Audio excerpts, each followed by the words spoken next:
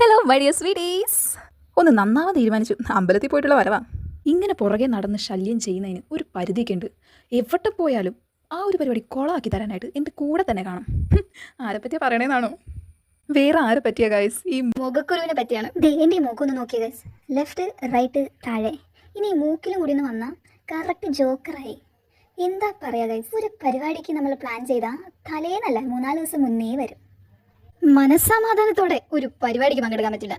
പരിപാടിക്ക് പങ്കെടുക്കാൻ പറ്റാത്തത് പോട്ടെ, ഒന്ന് കിടന്നുറങ്ങാൻ, പോട്ടെ ഒന്ന് ഫോണെടുത്ത് ചെവി വെക്കാൻ, ഒന്ന് മുഖം ഒന്ന് തുടയ്ക്കാൻ, ഒന്നിനും പറ്റാത്തൊരവസ്ഥയാണ് ഗൈസ്. ഇനി ഈ കുരു നമുക്ക് കുറയ്ക്കണം എന്നുണ്ടെങ്കിൽ നമ്മൾ ഫുഡ് കൺട്രോൾ ചെയ്യണം. എന്നെക്കൊണ്ടത് പറ്റില്ല. ഓയിൽ ഫുഡ് കൺട്രോൾ ചെയ്യണം, സ്വീറ്റ്സ് കൺട്രോൾ ചെയ്യണം. ഇതൊന്നും ഞാൻ കൂട്ടിയാൽ കൂടാത്തതുകൊണ്ട് അതുവഴി ഞാൻ നോക്കാറേയില്ല.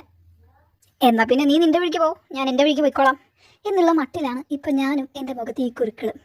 അതല്ല അവിടെ ഇരിക്കട്ടെ, ഇതിലും പുകിലെന്ന് പറയണത്. മോളെ എന്താ മുഖത്ത് നിറച്ചും കുരു? മോളെ അത് ഉപയോഗിക്കും, മോളെ മഞ്ഞൾ, മോളെ തേന്, പാല്. എന്തിനാ നാട്ടുകാരി ഇതൊക്കെ? ഇത് മൊത്തം എൻ്റെ കയ്യിലിരിപ്പിൻ്റെയാണ്. ഭക്ഷണം ഞാൻ കൺട്രോൾ ചെയ്യില്ല, സ്വീറ്റ്സ് ഞാൻ കുറയ്ക്കാറില്ല, ഓയിൽ ഫുഡ് ഐറ്റംസ് ഞാൻ ഒഴിവാക്കാറേ ഇല്ല. ഇതൊക്കെ മെയിൻറ്റെയിൻ ചെയ്ത് ബാലൻസ് ചെയ്താൽ എൻ്റെ ഫേസ് ക്ലിയർ ആവുമെന്ന് എനിക്കറിയാം. പക്ഷേ ഞാൻ പറയുന്ന പോലെ എൻ്റെ വയറ് കേൾക്കില്ല, എൻ്റെ വായും കേൾക്കില്ല. പക്ഷേ ഇന്ന് തൊട്ട് ഞാൻ ഒരു തീരുമാനം എടുത്തു ഗൈസ്. ഇതിൽ ഞാനൊരു മാറ്റം വരുത്തില്ലേ? വരുത്തും. ശുഭാപ്തി വിശ്വാസം നല്ലതാണ്.